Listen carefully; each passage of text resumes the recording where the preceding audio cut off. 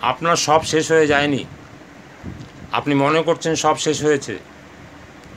আমি মনে করছি আমি বৃদ্ধ হয়ে গেছি, 60 বছর বয়স হয়ে গেছে, আমার সব শেষ। আর কদিন পরে ঘাটে যাব, ঘাটের মরা হয়ে যাব, লাইনে থাকব।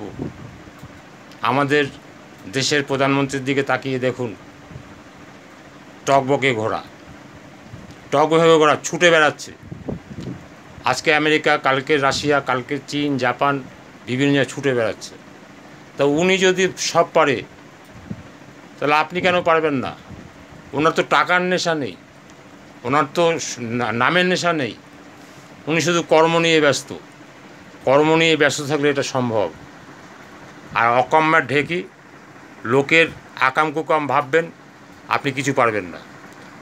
সৎ কর্ম নিয়ে থাকুন, দেখবেন আপনার পক্ষে সব সম্ভব। আপনাকে ইয়ং লাগবে, ইয়ং ম্যান।